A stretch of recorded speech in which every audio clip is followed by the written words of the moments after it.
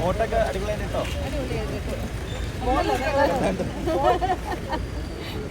വലിയ ഇഷ്ടമാണ്.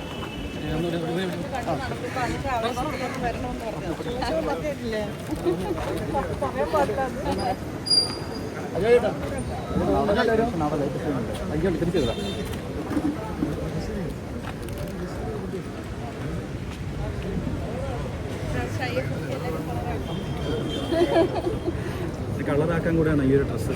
അതെ, പ്രതീകാത്മകമായി.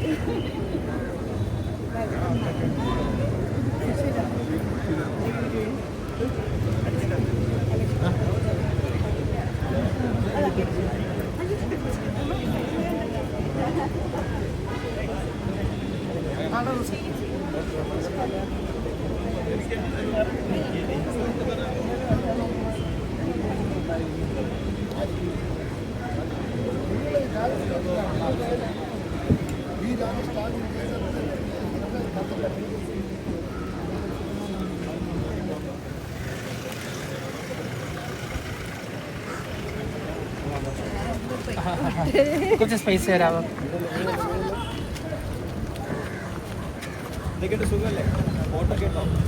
30th International Film Festival of Kerala.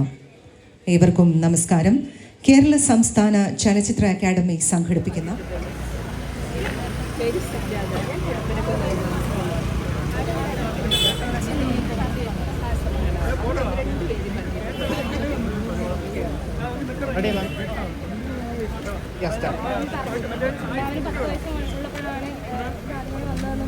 മാം പറഞ്ഞു. ഞാൻ അത്രകാലം മുതൽ ഈ സിനിമകൾ കാണുന്നുണ്ട്.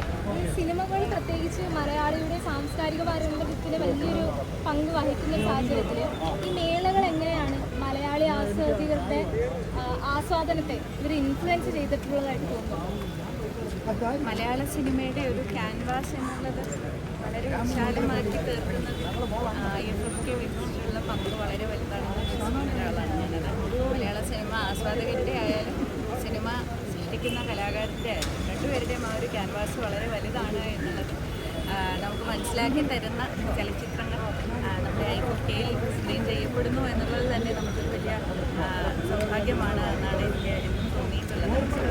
അത് ലോക സിനിമ കേരളത്തിലേക്ക് വിരുന്ന് വരികയും അതുപോലെ തന്നെ കേരളത്തിൻ്റെ ലോകോത്തര സിനിമകൾ നമ്മൾ ലോകത്തിന് എല്ലാ കലാ ആസ്വാദകരുടെയും മുന്നിൽ എല്ലാ സിനിമാ ആസ്വാദകരുടെയും മുന്നിൽ സമ്മാനിക്കുകയും ചെയ്യുന്നു എന്നുള്ള ആ ഒരു വിനിമയമാണ് എനിക്ക് തോന്നുന്നു IFFKയുടെ ഏറ്റവും കാതലായിട്ടുള്ളൊരു ഭാഗമെന്ന്.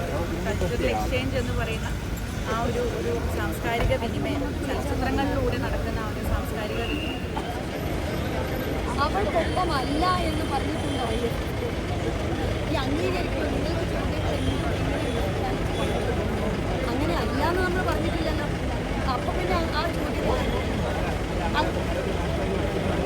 പറ്റുന്നല്ല, അങ്ങനെ പറ്റില്ല എന്ന് പറഞ്ഞിട്ടില്ല. IFFK തുടങ്ങിയിട്ടല്ലേ ഉദ്ഘാടനം നാളെ. Thank you very much. Thank you. ചലച്ചിത്രങ്ങൾ എന്താണ്, സിനിമ എന്താണ് എന്നൊക്കെ നമ്മൾ മനസ്സിലാക്കി വരുന്ന ഒരു പ്രായമാണ്. കാരണം അന്ന് നമുക്ക് സ്ക്രീനുകളൊന്നും ഇല്ലാത്തതുകൊണ്ട് പ്രധാനമായിട്ടും സ്പെഷ്യല് കാണുന്ന സിനിമയും അതുപോലെ തന്നെ ആകാശവാണിയിലുള്ള